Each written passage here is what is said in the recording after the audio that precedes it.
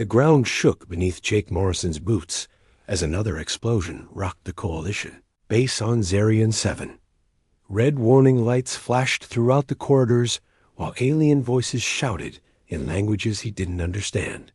The Vrak forces had broken through the outer defenses faster than anyone expected.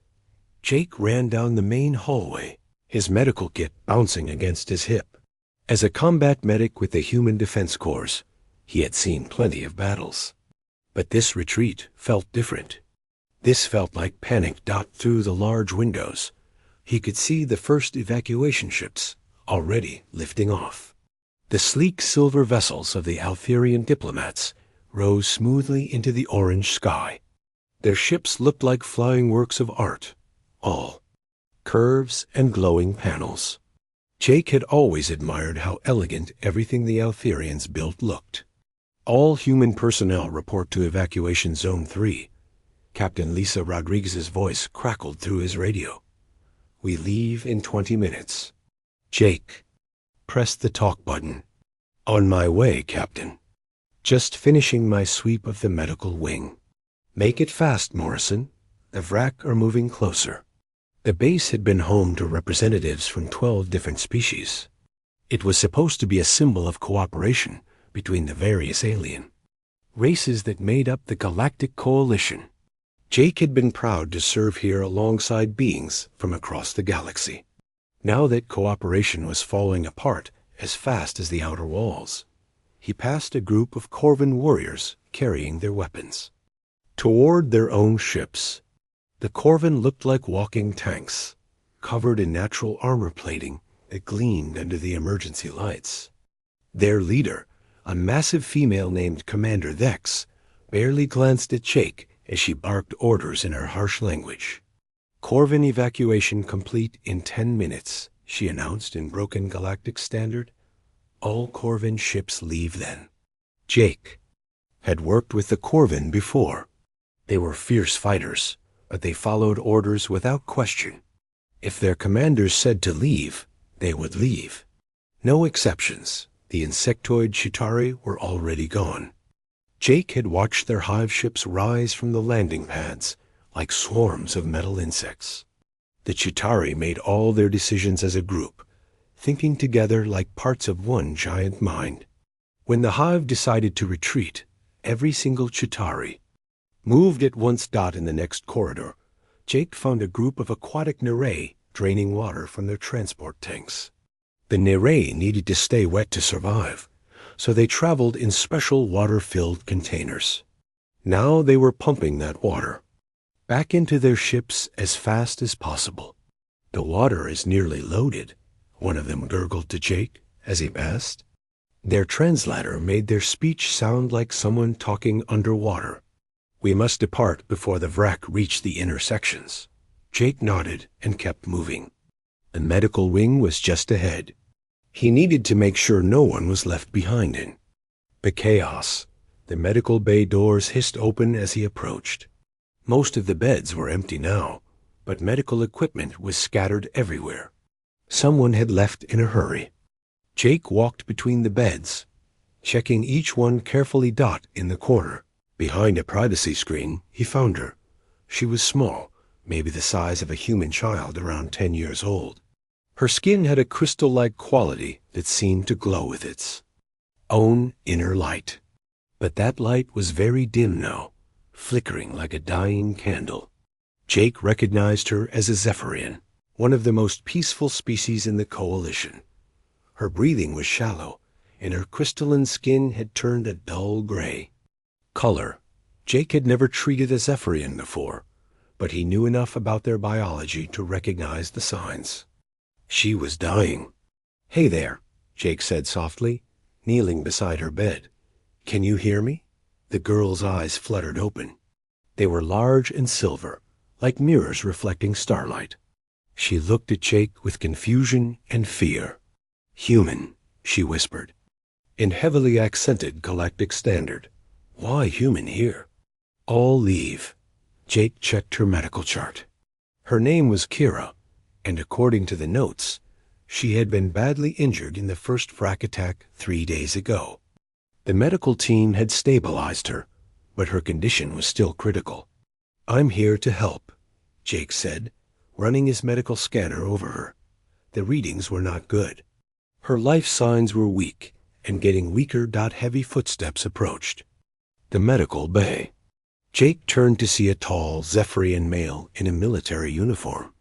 This had to be Commander Vex, the leader of the Zephyrian forces on the base.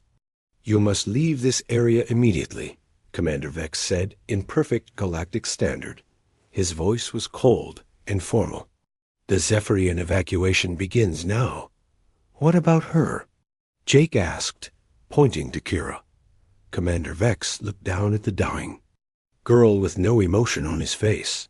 "She cannot be moved. Her injuries are too severe. She will not survive the journey." "But you can't just leave her here," Jake said, standing up. "She's just a kid." "She is a casualty of war," Commander Vex replied. "We cannot risk the lives of healthy Zephyrians to save one who is already dying. The needs of the many outweigh the needs of the few." Jake felt anger rising in his chest. "So you're just going to abandon her?" "We are being practical, Commander," Vex said, something humans often fail to understand. "Resources are limited. Time is limited. We must save those who can be saved." The Zephyrian commander turned and walked away, his long robes flowing behind him. Jake heard him speaking to his team in their musical language as they prepared to leave. Within minutes, the Zephyrian evacuation ships were gone. Their departure was as quiet and efficient as everything else they did. Jake watched through the window as their ships disappeared into the sky, leaving behind only empty landing pads. He turned back to Kira. Her silver eyes were watching him. "They leave Kira," she said quietly. "Always knew they would. Kira too much trouble." "Well, I'm not leaving you," Jake said, checking his medical supplies. "I'm going to figure out how to help you." "Why?" Kira asked. "Kira not human. Kira not your people." Jake started setting up in 4-line. "Doesn't matter. You're hurt and you need help. That's enough." Over the next few minutes, more evacuation. Ships departed. The peaceful Valdris monks left in their simple, box-shaped vessels. Jake had always respected the Valdris for their wisdom and compassion, but even they had decided that staying to help one dying child was not worth the risk. The Nere ships rose from their water-filled landing bays like surfacing submarines. The remaining Corvin warriors marched aboard their massive gray transports. One by one, every species that had called this base home was disappearing into the orange sky. Jake's radio crackled again. "Morrison, where are you?" "The last human transport leaves in 5 minutes." Jake looked down at Kira, then at his radio. "Captain, I've got a critically injured Zephyrian child here. She can't be moved." "Then leave her," Captain Rodriguez said. "That's an order, Sergeant. Get to the evacuation zone now." "I can't do that, Captain." There was a long pause. "Morrison, listen to me carefully. The Vrak will be here within the hour. Anyone left behind will be killed or captured. You have a choice to make." Jake looked at Kira again. She was so small and fragile, her crystal skin barely glowing. Her silver eyes watched him with a mixture of hope and resignation. "I've made my choice," Jake said into his radio. "Damn it, Morrison. I can't order my people to die for one alien." "Child, you're not ordering me to stay. I'm choosing to stay." Another pause. "You're throwing your life away for nothing." "No," Jake said, disconnecting his radio. "I'm doing what's right." The sound of human ships departing filled the air. Jake watched through the window as the last vessels of his own people rose into the sky. The base was now completely empty, except for him and Kira. "Humans stay with Kira," she whispered, her voice filled with wonder. "Yeah," Jake said, gathering medical supplies. "I'm staying with you." Outside, the Vrak forces were getting closer. Jake could hear their war machines approaching through the empty corridors. He had no backup, limited supplies, and a dying alien child to protect. But Jake Morrison was a human. And humans didn't abandon people who needed help. Not even when everyone else said it was impossible. Not even when everyone else said it was hopeless. Especially not then. 3 days had passed since the evacuation. Jake Morrison sat beside Kira's makeshift bed, watching her breathe. He had moved her from the medical bay to a storage room, deep in the base's lower levels. It was safer there, away from the windows. And main corridors where Vrak patrols might spot them. The storage room had become their entire world. Jake had dragged in medical equipment, food supplies, and anything else he could find that might be useful. Emergency lights cast strange shadows on the walls, and the constant hum of life support systems filled the silence. Kira was still alive, which surprised both of them. Jake had worked around the clock to keep her stable, using every medical trick. He knew. The problem was that he didn't know much about Zephyrian biology. Most of what he was doing was guesswork based on basic medical principles. Human Jake, Kira whispered. Her voice was stronger today than it had been yesterday. Why human Jake not sleep? Jake looked up from the protein scanner he was trying. To repair. I slept a few hours this morning. I'm fine. No sleep 3 days, Kira said. Kira see human Jake watching always. She was right. Jake hadn't been able to rest properly since they had been left behind. Every time he closed his eyes, he worried that Kira might stop breathing. Every sound in the corridors made him think the Vrak had found them. Someone has to keep watch, Jake said, going back to his work on the scanner. Outside their hiding place, the base was like a ghost town. Jake had explored most of it during his supply runs. The Vrak had set up a perimeter around the building, but they didn't seem interested in searching every room. They probably thought everyone inside was already dead. That was fine with Jake. Let them think that he had discovered something interesting during his explorations. Each Galian species had left behind different types of equipment when they evacuated. The Corvin had abandoned some of their weapons and armor. The Eltherians had left behind several computers and scanning devices. The Chitauri had left some kind of communication equipment that Jake didn't understand yet. Most importantly, the Zephyrians had left behind several containers of medical supplies. Jake had found them in their former quarters, probably forgotten. In the rush to leave, the containers were labeled in Zephyrian script, which Jake couldn't read, but the medical symbols were universal. Kira, Jake said, holding up a small vial of blue liquid. Do you know what this is? Kira's crystal skin flickered slightly brighter as she focused on the vial. Medicine for crystal sickness, she said slowly. Help body make light again. Jake had noticed that Kira's natural glow had been getting dimmer each day. According to his research in the medical databases, Zephyrians needed that inner light to live. It was connected to their metabolism and immune system. How much should I give you? Jake asked. 2 drops on tongue, Kira said. Morning and night. Jake carefully measured out the medicine. As soon as it touched Kira's tongue, her skin began to glow more brightly.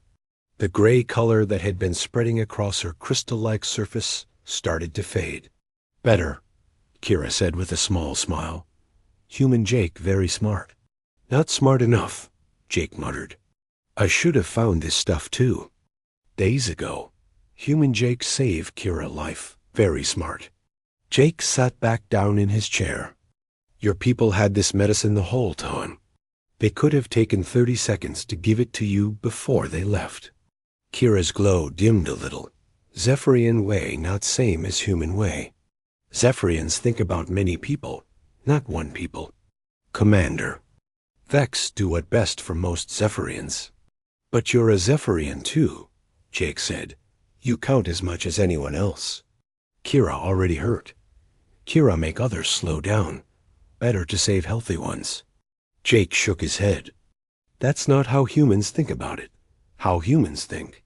Jake was quiet for a moment, trying to figure out how to explain. Humans think that every person matters. It doesn't matter if someone is hurt, or sick, or different. If they need help, you help them. You don't leave people behind. Even if helping one person put many people in danger, we try to find a way to help everyone. And if we can't, well, we still don't abandon the people who need us most. Kira studied Jake's face with her silver eyes. This why human Jake stay with Kira. Yeah, this is why I stayed.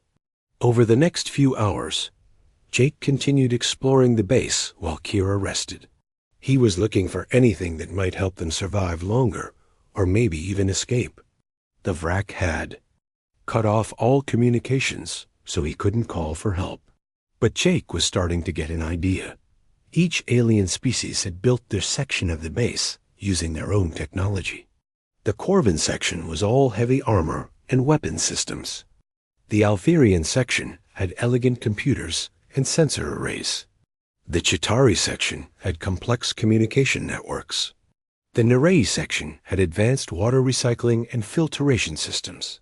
When they had all worked together, these different technologies had made the base incredibly advanced. But when each species evacuated, they only took their own equipment. They left behind a mix of technologies that no single species would know how to use together. But Jake was human. Humans were good at figuring out how to make different things work together. When he returned to their hideout, he found Kira sitting up in bed. Her crystal skin was glowing steadily now, much brighter than before. "Human Jake find something interesting?" she asked. "Maybe," Jake said, setting down a box of equipment he had collected. "Kira, do you know anything about how the different computer systems in this base work?" "Little bit. Father worked with computers before war. Teach Kira some things." "Your father was a computer expert?"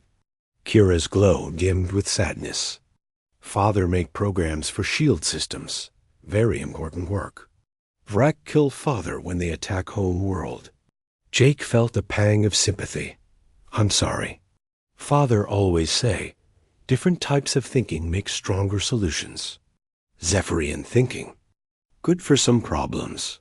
Corvin thinking good for other problems. Better when worked together." "That's exactly what I was thinking," Jake said excitedly. "Look at all this equipment.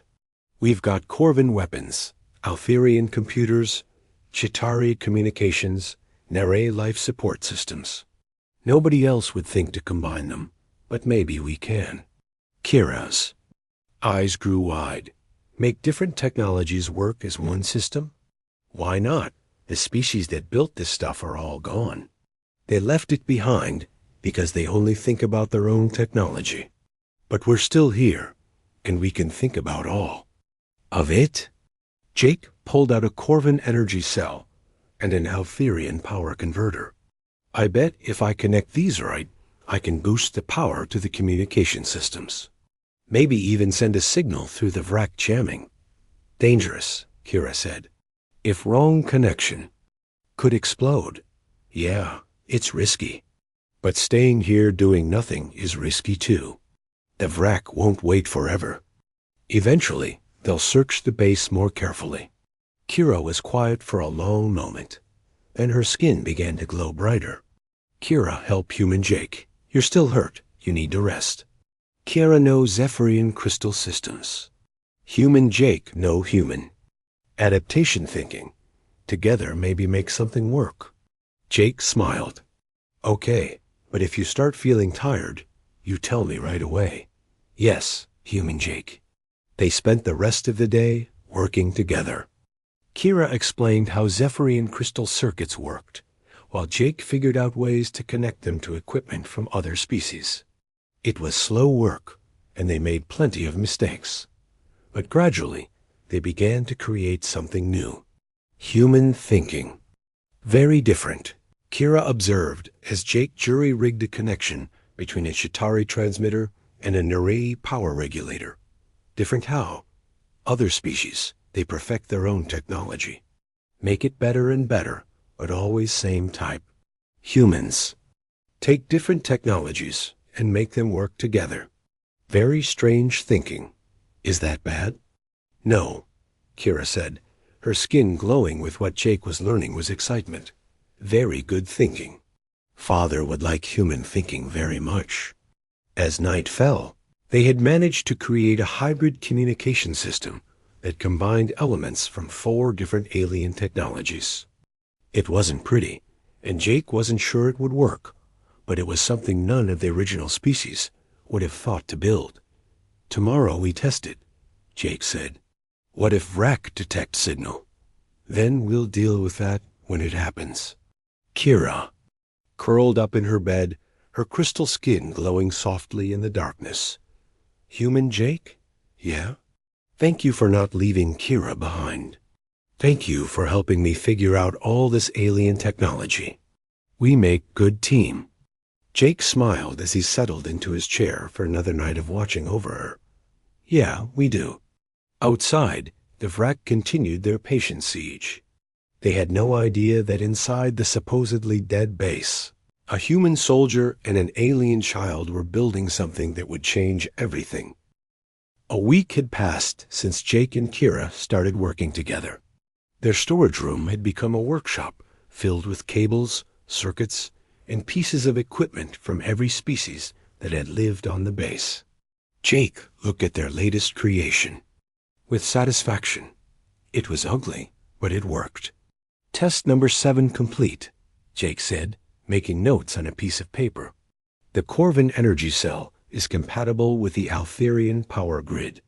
We can boost the output by 30%. Kira's crystal skin flickered with excitement. And Chitauri communication array connect to Narray water cooling system.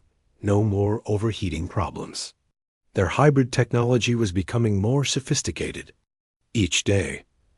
Jake had always been good at fixing things, but working with Kira had taught him to think in completely new ways. She understood how energy flowed through crystal matrices, while he understood how to adapt and combine different systems. Human Jake, Kira said, looking up from a Zephyrian scanner she was modifying. Kira, think we ready for big test? The communication system? Yes, all pieces working separate. Time to put together and try sending signal. Jake nodded. They had been building toward this moment for days. If they could send a distress signal through the Vrak jamming someone out, there might hear them, but the test would also be dangerous. The Vrak might detect their transmission and come looking for them. Are you sure you're strong enough? Jake asked. Operating Zephyrian crystal systems takes a lot of energy. Kira's glow brightened. Much stronger now. Medicine working good. Human Jake taking good care of Kira. It was true. Kira looked healthier than she had since Jake found her. Her crystal skin glowed with steady light, and she could sit up and work for hours without getting tired. The combination of proper medicine and good food had worked wonders. Jake started connecting the final components of their communication array. It was a strange-looking device that combined a Chitauri transmission unit, an Altherian signal processor, a Corvin power amplifier, and a Zephyrian crystal matrix for frequency modulation. No single species would have built anything like it. Connections. Look good, Jake said. Power levels are stable. Ready when you are. Kira placed her hands on the Zephyrian crystal interface. Her skin began to glow brighter as she connected with the system. Kira feel the signal paths. Very complex, but working.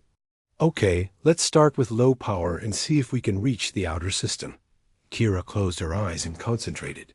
The crystal matrix began to pulse with light that matched the rhythm of her heartbeat.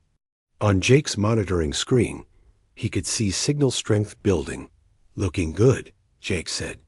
No interference from the Vrak jamming yet. The signal grew stronger. Jake watched the readings climb higher than he had expected. The hybrid power system was working better than they had hoped. Human Jake, Kira said without opening her eyes. Something strange happening. What kind of strange? Other systems in base responding to signal. systems Kira not connected to. Jake looked at his scanner. All over the base, dormant equipment was coming online. Lights were flickering on in empty corridors. Computer systems that had been shut down for days were reactivating.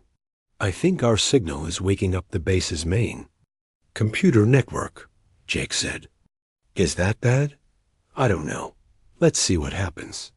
The base's main computer had been built by combining technology from all 12 species. It was designed to coordinate between different types of systems and translate between different communication protocols. Jake realized that their hybrid signal was speaking to the computer in a language it understood, a mixture of all the species' technologies working together. Suddenly, screens throughout their workshop began displaying information. Maps of the base, power grid status, security sensor readings, and much more. Kira, you're not just sending a signal.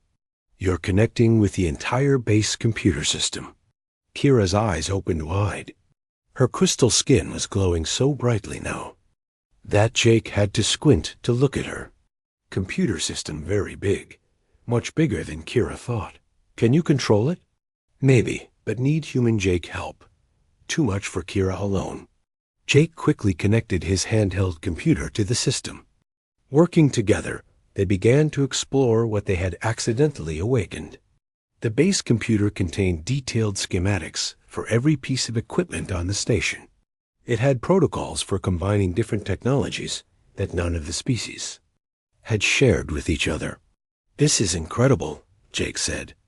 The base computer was designed to integrate all these different systems, but none of the species ever used it that way.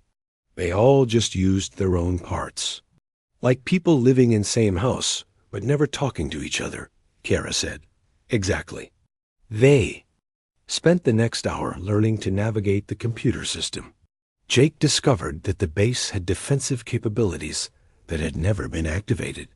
Weapon systems that could be powered by any of the different energy sources. Shields that could adapt to different types of attacks.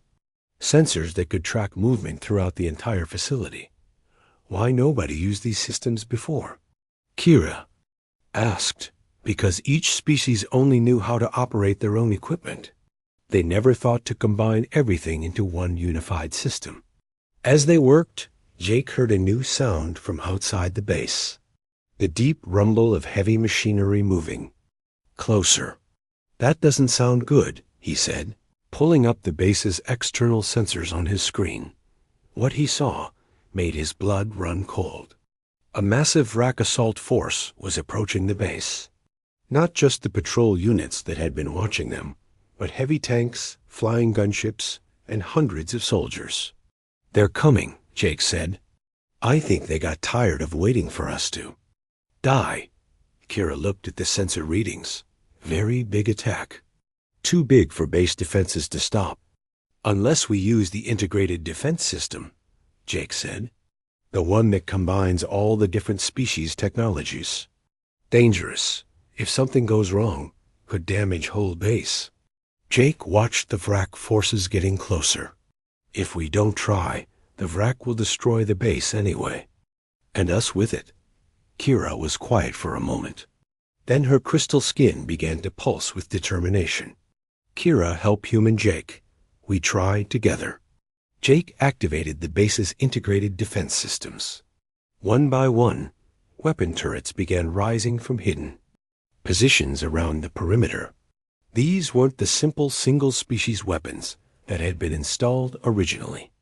These were hybrid systems that combined Corvin firepower with Alferian targeting, powered by Chitauri energy cells and cooled by Nere water systems. Weapons online, Jake reported. Shield generators are charging. All systems responding. The first Wrack attack came 15 minutes later.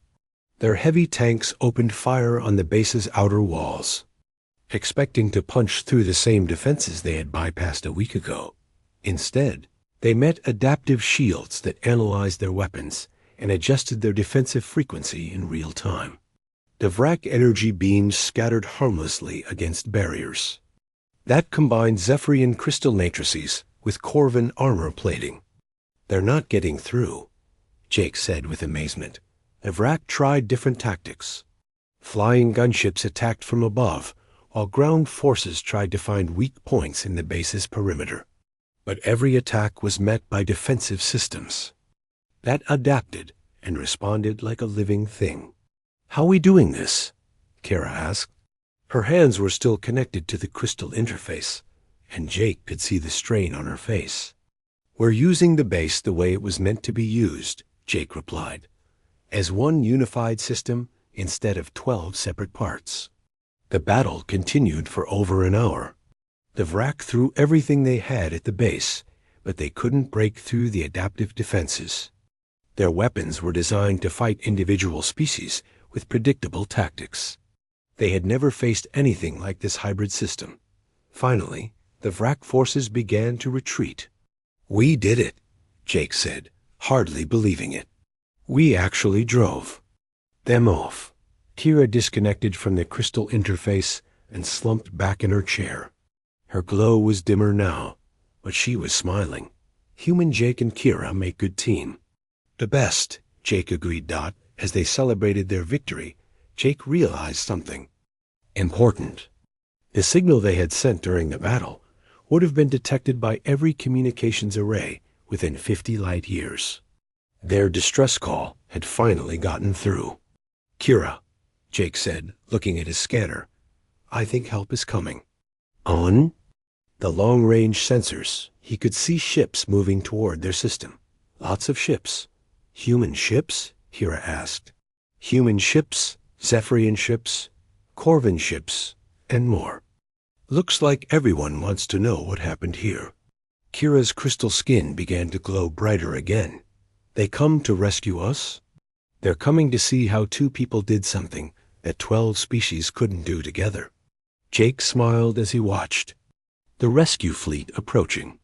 They had survived against impossible odds, but more importantly, they had discovered something that could change how all the species worked together. "We're going to have a lot of explaining to do," he said.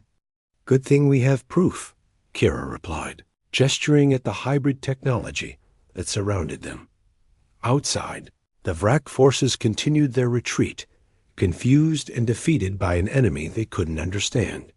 Inside the base, a human soldier and an alien child had just shown the galaxy a new way forward.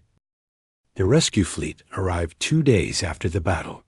Jake stood beside Kira in the base's main control room, watching dozens of ships land on the expanded landing pads.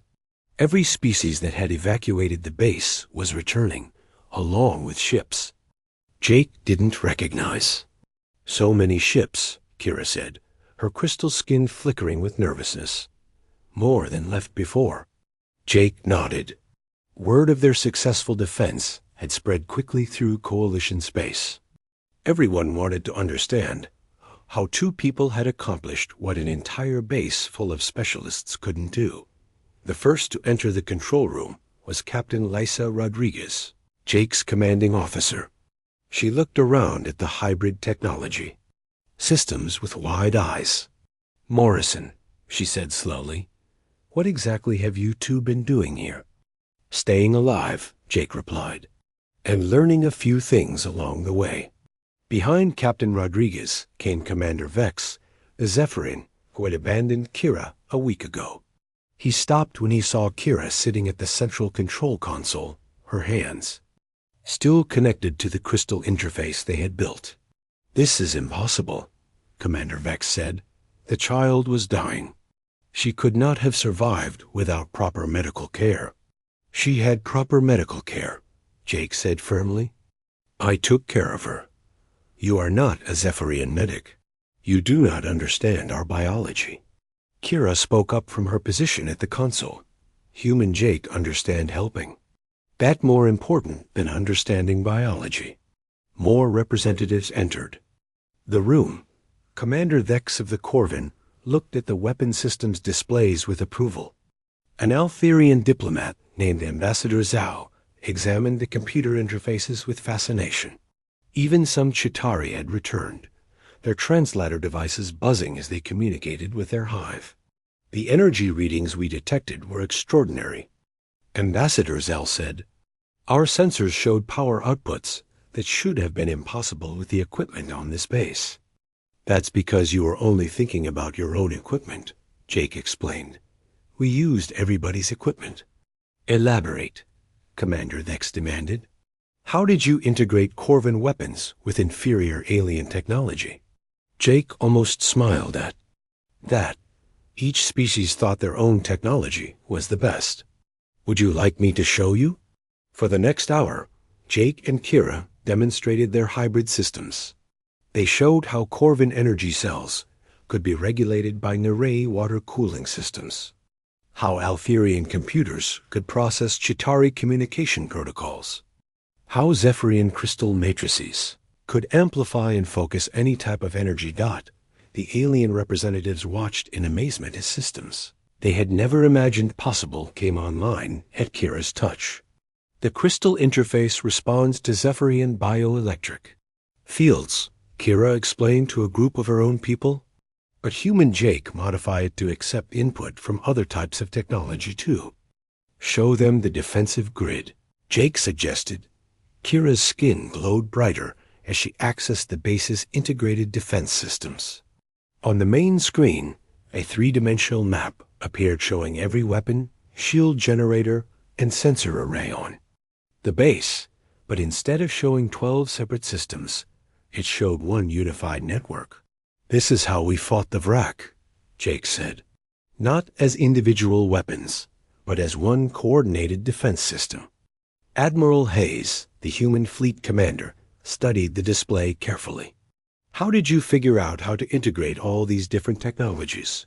"We had to," Jake said simply. "We didn't have enough of any one type of equipment to defend ourselves. So we learned to use what we had." "But the technical knowledge required," Ambassador Zal protested. "Each species spent centuries perfecting their own systems. How could you understand them all in just 1 week?" "We didn't need to understand them perfectly," Kira said. "We just needed to understand how they could work together." Commander Vex stepped closer to the console. "Child, show me your medical status." Kira touched a panel, and her current health readings appeared on screen. Every indicator showed that she was not just stable, but healthier than she had been before the evacuation. "This should not be possible," Commander Vex said.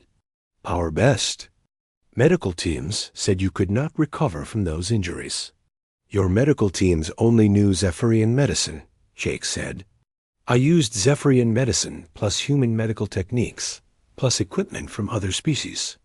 The combination worked better than any single approach."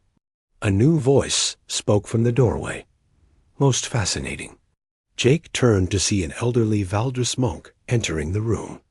The Valdris were known throughout the galaxy for their wisdom and their ability to see connections that others missed. "Master Chun," Admiral Hayes said respectfully, "I didn't expect to see you here.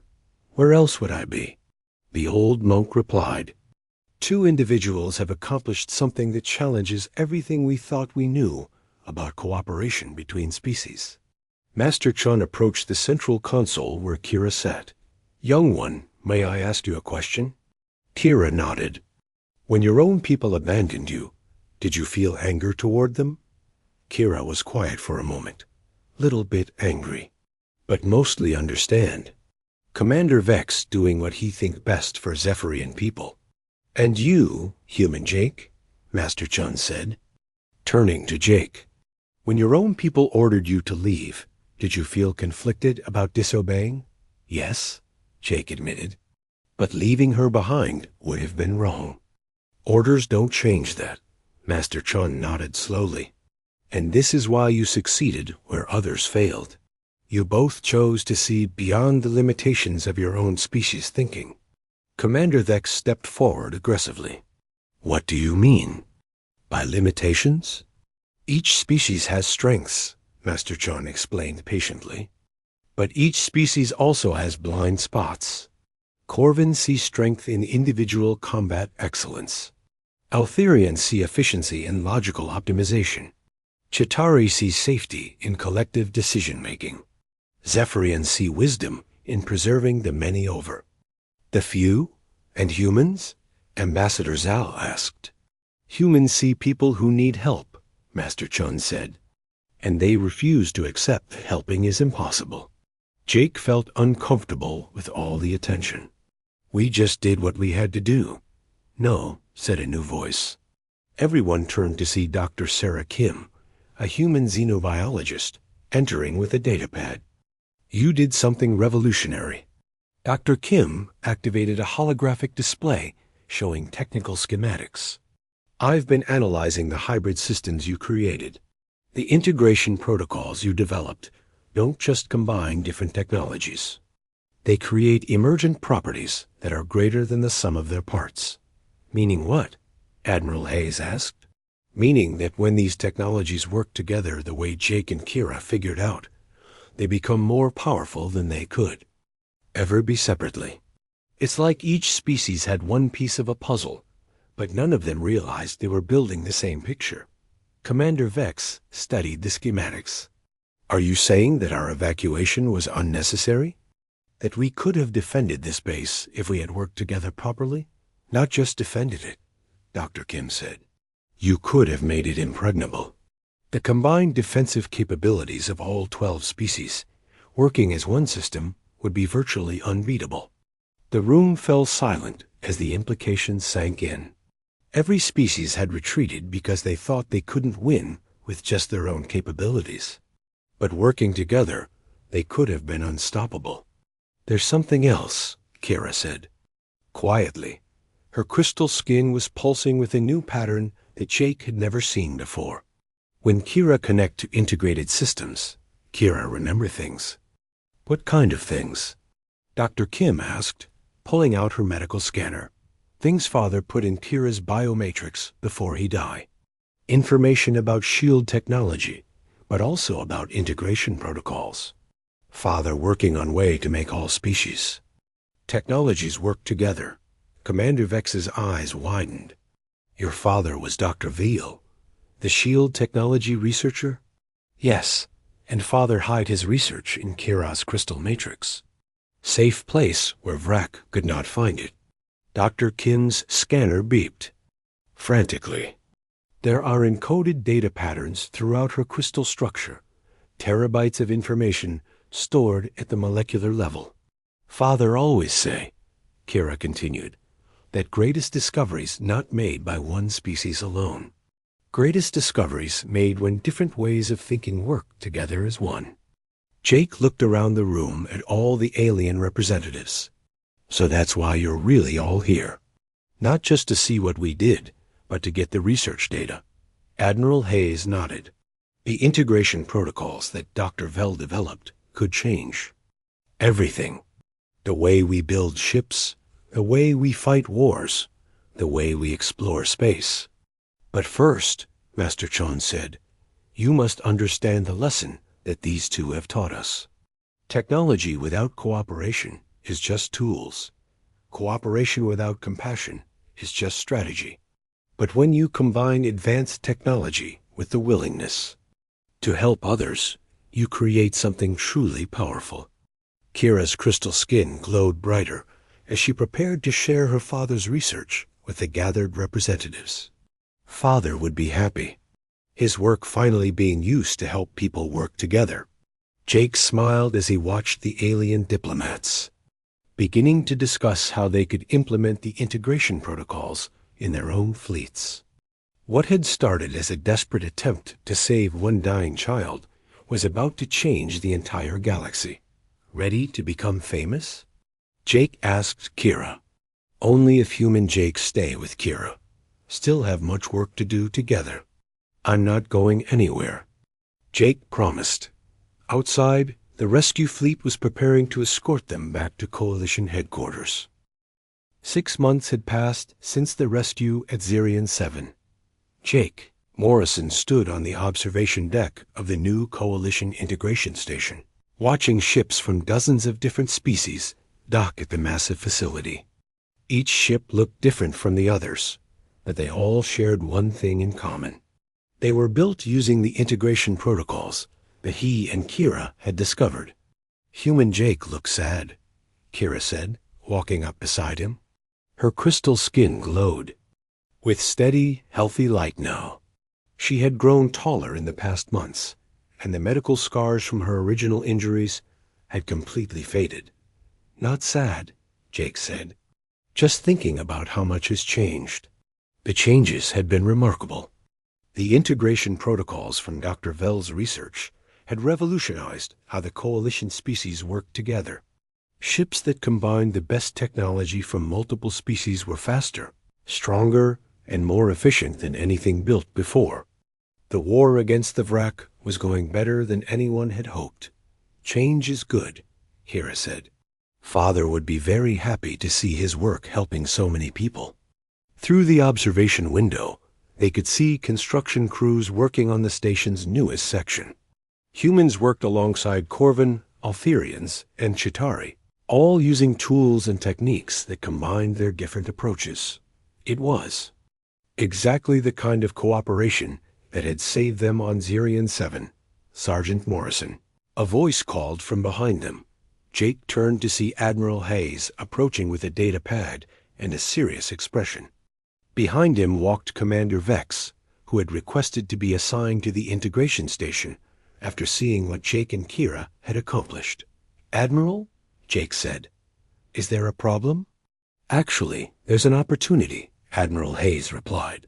We've received a distress signal from the Outer Rim. A colony ship carrying refugees from 3 different species is stranded in Vrak territory. Their engines failed, and they can't reach Coalition space. What kind of ship? Kira asked Commander.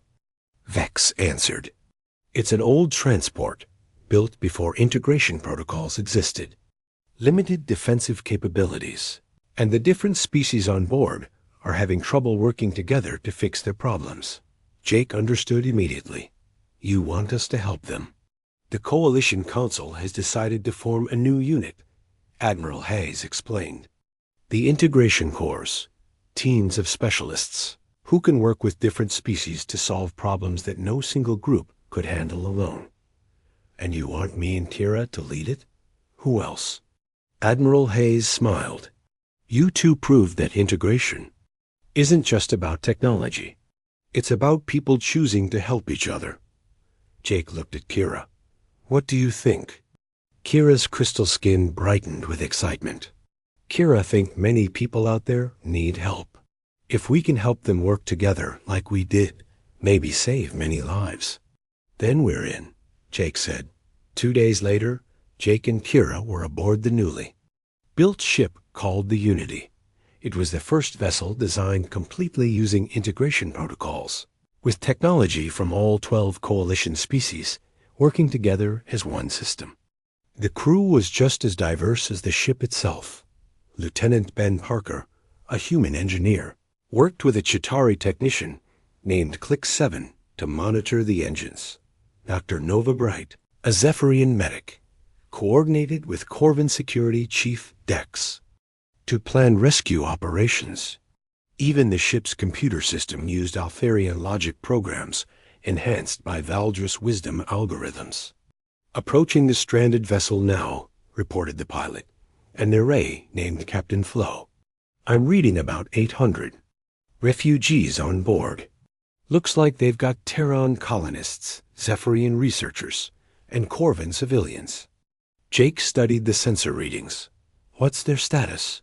Main engines are completely dead, Lieutenant Parker said. Life support is failing. And according to their communications, the 3 groups are arguing about how to fix things instead of working together.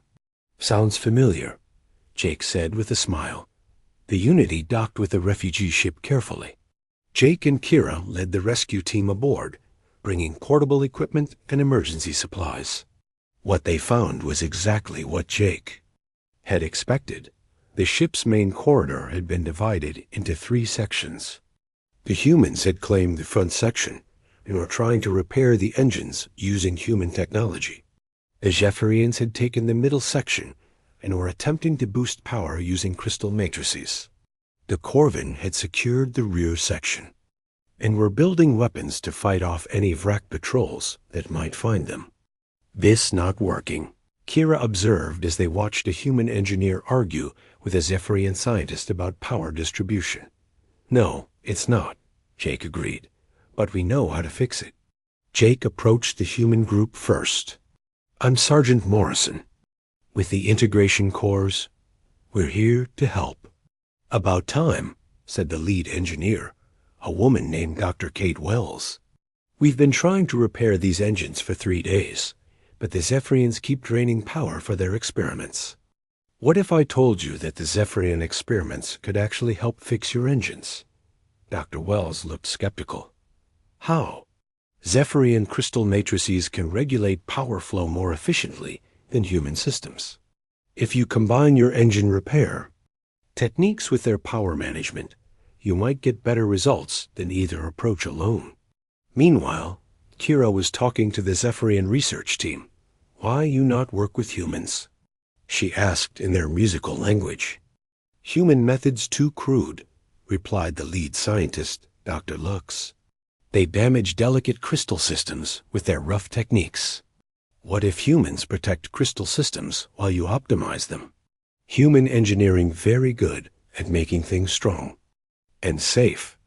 It took several hours, but gradually Jake and Kira convinced the 3 groups to try working together. They started with small projects, like repairing a damaged life support panel that required both human tools and Zephyrian power crystals. The breakthrough came when the Corvin security team detected an approaching Vrak patrol ship. We have maybe 2 hours before they find us, Chief Corvin announced. Ship weapons not working. We need to prepare for boarding. Or, Jake suggested, we could get the engines working and get out of here. Impossible, Dr. Wells said. Even working together, we need at least 4 hours to complete repairs. Not if we use integration protocols, Kira said. Her crystal skin was glowing with the same intensity Jake remembered from their time on Zarian 7. Kira can interface with ship's computer, coordinate all systems at once. That's dangerous, Dr. Lux warned. This ship's computer not designed for Zephyrian interfaces. Human Jake modify it, Kira said confidently. Human Jake very good at making different things work together. Jake grinned. Let's do it. The next hour was intense. Jake worked with Dr. Wells and the human engineers to create interface connections that Kira could use safely. Dr. Lux and his team prepared crystal matrices to handle the power loads. Chief Corvin and his warriors provided security and helped install the new systems dot. When Kira finally connected to the ship's computer, something amazing happened. The entire vessel came alive in a way it never had before. Systems that had been fighting each other for resources suddenly began working in harmony. Power flowed efficiently from the Zephyrian crystals to the human engines, regulated by Corvin. Safety protocols. Engines online, Dr. Wells announced with amazement. Power levels are higher than design specifications. Jump drive ready, Captain Flo reported from the Unity. We can escort them back to Coalition space. As the 2 ships entered hyperspace, leaving the Vrak patrol far behind, Jake found himself surrounded by grateful refugees from 3 different species. How did you know this would work?